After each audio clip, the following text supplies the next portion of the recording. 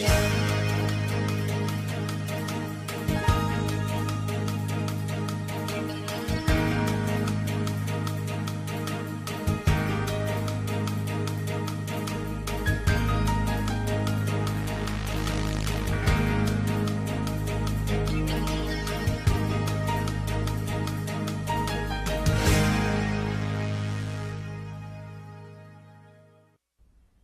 dia, começando mais um Freud Explica.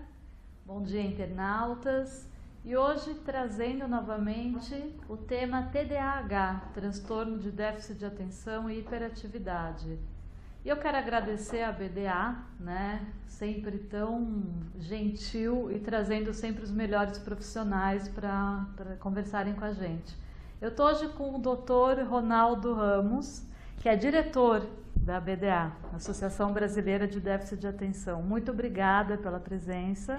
Tati, muito obrigado a você pelo convite de nós podermos estar aqui, falar um pouquinho sobre o transtorno de déficit de atenção e hiperatividade. E como a gente já falou um pouquinho antes, como uma boa TDA, né, eu esqueci o meu computador, então eu sinto muito, internautas, e depois eu vou repassar todas as perguntas para o doutor, ok? Pois não, vai ser um prazer que a gente vai responder aos seus internautas qualquer dúvida a respeito do TDAH. Bacana. Doutor, eu gostaria de falar primeiro sobre, a gente vai passar um videozinho sobre o primeiro fórum de transtorno de déficit de atenção e hiperatividade, que eu acho importantíssimo estar divulgando, né? Tá. Então vamos passar o vídeo e depois vamos comentar exatamente o que é esse fórum. Pois não. Ok?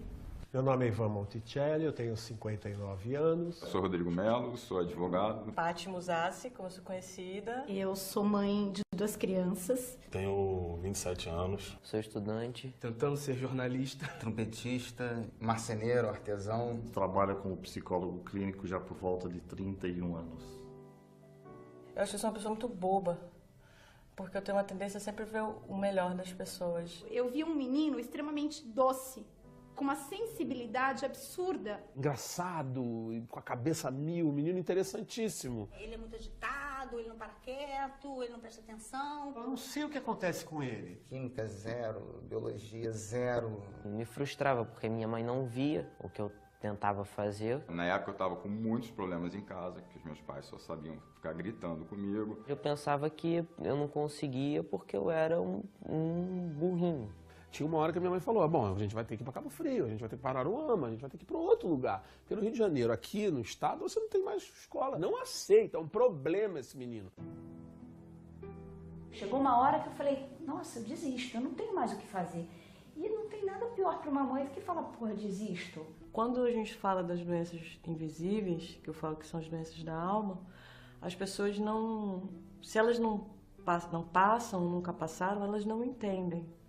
Isso é muito triste. Como a minha mãe percebeu, pô, o cara pula a palavra, o cara não lê a frase toda, o cara não tá prestando atenção, ele não foca. A minha mãe ela não sabia lidar direito com a parada. Isso fui estudando psicologia, até que de repente caiu nas minhas mãos, inicialmente a palavra DDA, e depois a palavra transtorno de déficit de atenção e hiperatividade. Mas eu nunca tinha ouvido falar sobre déficit de atenção, nunca. É um transtorno, na verdade, que já explica quase que já no nome, né, o que ele é. A desatenção, especialmente na criança, né, costuma ser o foco mais importante. O TDAH ele também apresenta muitos sintomas da chamada disfunção executiva. Então, capacidade de planejamento, administração do tempo, capacidade de esperar por recompensas tardias.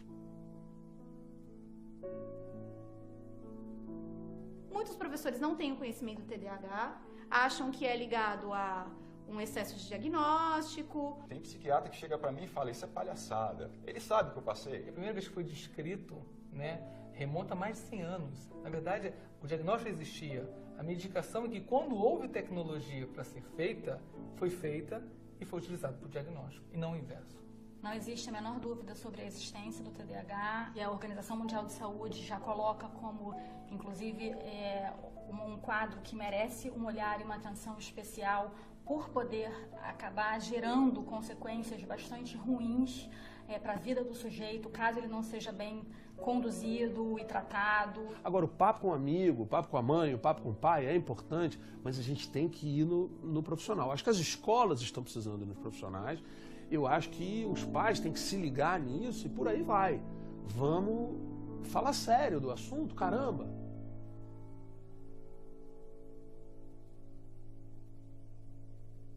Sabe quando você sente que as pessoas não querem ficar com você? Minha vida hoje é uma sucessão de erros. Eu sou resultado de uma desinformação absoluta. Um belo dia, eu acordei numa clínica psiquiátrica.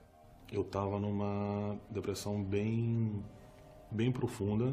Pô, usei droga pra caramba, entendeu? Bebi pra caramba, fiz um monte de merda, entendeu? A ponto de desistir de mim, né?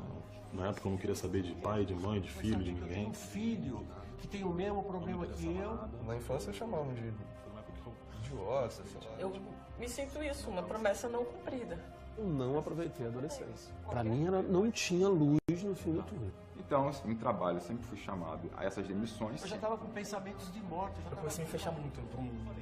Acabou comigo. Eu tinha vontade de pedir o divórcio de mim. Quando eu venci, que eu tomei a primeira vez a medicação, que eu percebi que aquele barulho dentro da minha cabeça, aquele ninho de gralhas tinha calado, eu falei, meu Deus, cadê minha vida? Cadê minha vida que estava aqui? Ninguém entende. Ninguém entende. Ninguém entende. Entende. É difícil. Eu ouvi de uma pessoa da minha família a seguinte frase: tudo que as pessoas diziam que eu era, não era o que eu era o que eu tinha. Porque que eu sou é muito maior do que isso, eu sou uma pessoa rica de experiência. Eu me vi justamente no diagnóstico de TDAH, entendi várias coisas que aconteceram na minha vida. A partir do momento que a gente entendeu o que ele tinha, nossa, foi tão mais fácil. O tratamento correto com a medicação, com a psicoterapia, com a fonoterapia, consegue reverter muitos desses sintomas. E eu consegui fazer com que o possível sofrimento de minha filha fosse uma coisa extremamente reduzida. Comecei a fazer o tratamento, aí fiz o primeiro show. A questão é, o que eu vou fazer com isso de agora em diante? Né? Eu não posso me acomodar com o que eu tenho. TDAH não é pra mim, tipo, uma parte a mais. Pra mim, tipo, já sou eu. É trabalho, sabe? É no dia a dia que hoje eu consegui essa vitória. Eu percebi que eu tinha um campo imenso de coisas pela frente. A primeira reunião de grupo que eu fui e vi que tinha outras pessoas iguais a mim, isso me deu uma energia tão grande. Pra mim a sensação é que eu encontrei uma família, porque eu tinha a sensação que eu era de outro planeta. Eu tô me encontrando, assim, agora.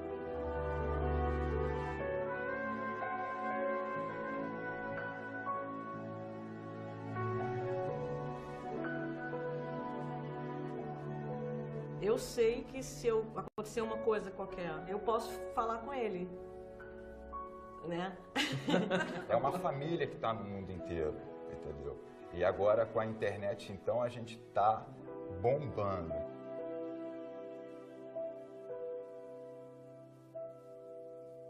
Eu estava lá, no fundo do poço, eu vi a luz, eu virei a minha vida e agora eu vou brigar pela vida das outras pessoas.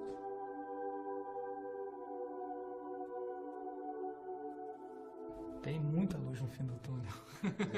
Vamos nessa.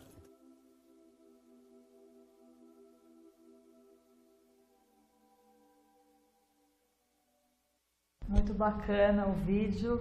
E, doutor Ronaldo, comenta pra gente, então, o que é exatamente esse fórum, né? Tá certo. Primeiro fórum, né, sobre o transtorno de déficit de atenção e hiperatividade. Justamente, Tati, a gente vai realizar aqui em São Paulo, a partir de 7 de dezembro, o primeiro fórum de portadores de TDAH, não é? Esse fórum vai ser um momento muito importante para todos nós, porque nós vamos reunir pais portadores, vamos reunir também a área de pessoas que poderão contribuir para fazermos novos projetos de lei que acabem protegendo os portadores de TDAH. Então, legisladores, políticos, a sociedade em geral, nós vamos procurar desenvolver uma reivindicação junto às autoridades competentes, justamente para criar políticas públicas de atenção aos portadores de TDAH. Então, esse movimento que a gente vai realizar no dia 7 de dezembro aqui em São Paulo, no Maxud Plaza, onde nós vamos provavelmente reunir por volta de 800 pessoas. Uau, que bacana. Vai ser um fórum muito forte de Uhum. reivindicações, de colocar, justamente mostrar que nós temos os direitos civis a serem respeitados. Nós precisamos ser ouvidos pela área de saúde, para que os nossos filhos tenham uma proteção, tanto no campo da saúde, tanto no campo da educação, para que os portadores de TDAH, portadores de dislexia, tenham um atendimento mais adequado dentro das escolas, como isso ainda hoje não ocorre, porque não existem leis que dê esse tipo de amparo. Você falando isso, Ronaldo, eu acho impressionante como eu ouço, não da pessoa leiga, que não tem informação e realmente acha que não existe, que é uma besteira, mas como eu ouço de psiquiatras e de alguns neurologistas que o TDAH não existe, né? Então, assim, por que você acha, eu acho um absurdo, tá tão comprovado que existe, né? E, então, por que isso, né? É curioso. Olha, o que ocorre me parece seria o seguinte, na realidade a hiperatividade e a inquietação sempre existiu de uma forma até mesmo registrada por profissionais da medicina por mais de 100 anos passados. Uhum.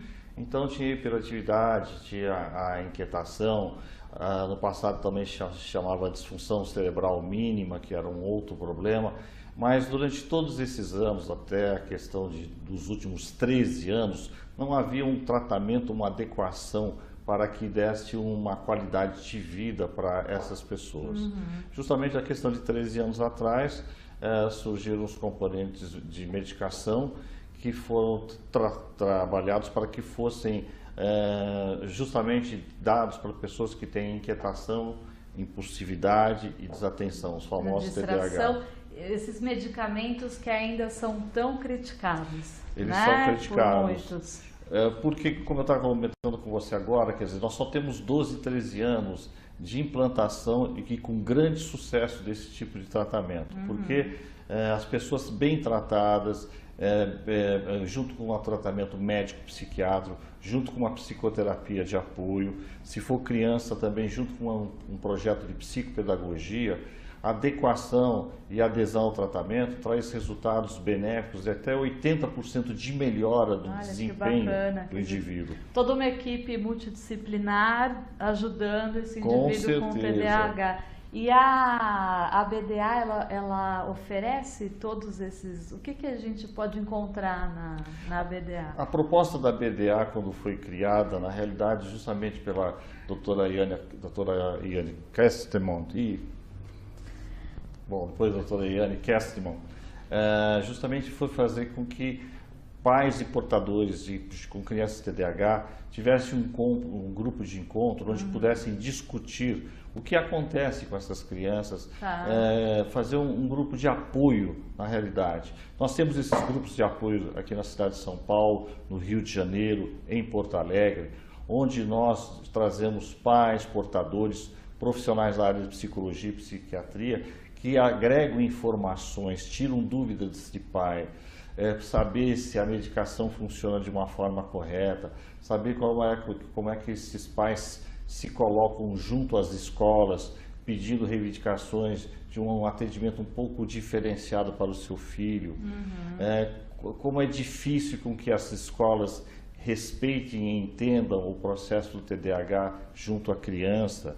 Assim, porque a gente pode até entrar na questão do bullying, né? Quer dizer, a criança muito hiperativa ou a criança distraída também, ou o adulto também passa a ser chamado de preguiçoso, de bagunceiro, né? Quando na verdade não é, ele não está tendo condições de estar fazendo certas tarefas, né? Justamente o próprio TDAH ele tem 3 características que acabam contribuindo para uma deformação da visão. Quer dizer, pessoas com TDAH acabam tendo desatenção, hiperatividade física ou mental e impulsividade. Sim. E esses elementos dentro da escola, numa classe de 30 alunos, de repente 2 ou 3 elementos acabam se sobressaindo justamente pela inquietação, pela impulsividade, pela forma como acabam respondendo à estimulação da escola. E isso faz com que os professores percebam naquele grupo, principalmente os hiperativos, que eles estão fora do contexto da maioria dos alunos, não é? Os que não são hiperativos podem passar desapercebidos, né? Justamente, quer dizer, os alunos que são mais desatentos, também é uma das características do TDAH, eles passam mais desapercebidos porque eles acabam sendo mais introspectivos, acabam sendo mais reservados e como o grau de impulsividade nem sempre é tão alto, então eles não atrapalham o rendimento da escola, ou melhor, o rendimento da sala de aula. E faz com que eles, no máximo, fiquem um pouco desligados, viajando, olhando o movimento do que está ocorrendo na sala de aula. Porque a desatenção, o que significa desatenção? Um jovem desatento, ele é desatento porque toda a estimulação que ocorre dentro do ambiente acaba furtando a atenção dele. Então, o professor está dando a matéria na sala de aula, passou alguém com estojo novo, ele está olhando o estojo. Passou uma ambulância fazendo barulho, ele está olhando para a janela. Passou alguém no aquário do vidro da escola, ele está olhando. Então, ele perde com muita facilidade a atenção. Também a gente não pode deixar de dizer que uma das características dos portadores de TDAH é que eles têm uma dificuldade de manter a atenção por um longo período. Ah, sim. Então, o TDAH, ele requer, justamente com o tratamento, favorece com que ele consiga ter um foco por um período mais longo. E as crianças que não têm TDAH conseguem manter esse foco por mais tempo. E os de TDAH não. Ou seja, o tempo que eles suportam uma estimulação é mais curto, e daí facilmente ele perde o foco daquilo que está sendo dado e orientado. A sensação é que são vários, é tanto o pensamento, né? Então, na verdade, para você se focar em um, quer dizer, se eu estou falando alguma coisa para você, de repente eu já posso mudar o assunto, né? Então, muitos não completam uma frase, ou não conseguem, ou interrompem a pessoa, muitas vezes. Justamente, né? Porque essas crianças, principalmente as desatentas, eles estão assim com uma flutuação de atenção muito intensa. Né? O hiperativo também, ele está super agitado, super envolvido em várias coisas, tem às vezes uma inquietação mental muito intensa, então ele batuca, ele desenha, ele cutuca, ele faz tudo isso no ambiente escolar. Então ele também, com certeza, tem a dificuldade de focar. E naturalmente todos nós temos mais interesse em determinadas áreas do ensino, então às vezes o desatento funciona melhor em algumas matérias e o hiperativo também pode às vezes funcionar em outras matérias, mas eles acabam sempre tendo uma dificuldade muito intensa na área educacional em virtude dessas características. Gente, eu estava falando com o Dr. Ronaldo antes de começar o programa, a gente tem realmente essa sensação da criatividade exacerbada, né? No TDA, o TDAH. Por que isso não é colocado como uma... Porque realmente existe, né?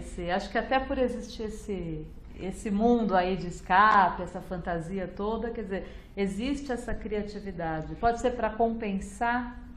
Olha, quer dizer, a gente percebe no dia a dia, no trato no consultório, no envolvimento com pessoas com TDAH, a gente percebe que de fato eles têm ideias criativas, eles têm pensamentos diferentes, têm formas de ver o mundo de um modo diferente.